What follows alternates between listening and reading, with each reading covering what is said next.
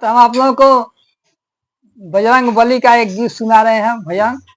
अच्छा लगे तो लाइक सब्सक्राइब कीजिएगा।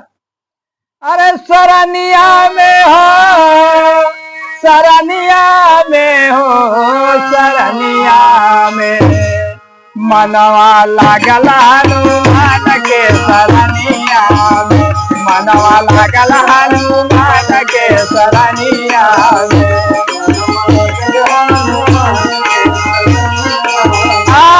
सरनिया में हो, सरनिया में हो, सरनिया में मनवा लागल हनुमान के सरनिया में। जय बजरंग बली।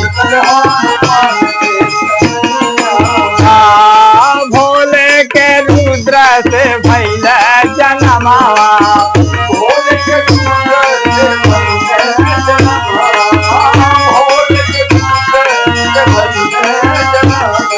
शंकर सुवर नाम जान जहनवा, शंकर सुवर नाम जाने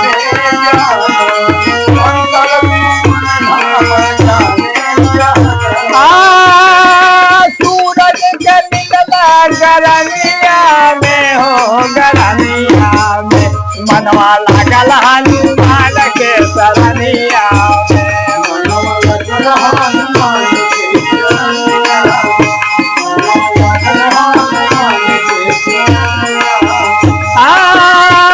सरनिया में हो, सरनिया में हो, सरनिया में मनवा लागल हनुमान के सरनिया में।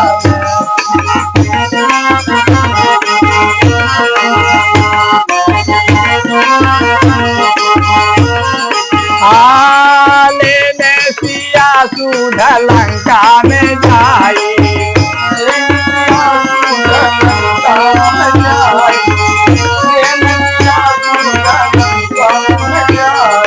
बलका बखान जामवंत सुनाई, बलका बखान जामवंत सुनाई, बलका बखान जामवंत सुनाई।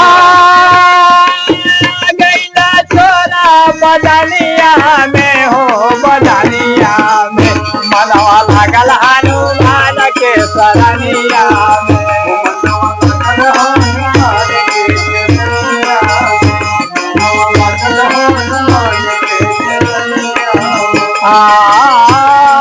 लंका नगरिया के दिहल जलाई, लंका नगरिया के दिहल जलाई, लंका नगरिया के दिहल जलाई।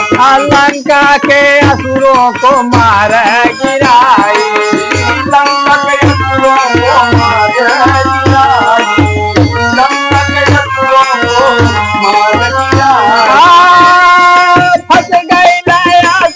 तूफानिया में हो, तूफानिया में मनवा लागल हनुमान के सरनिया में।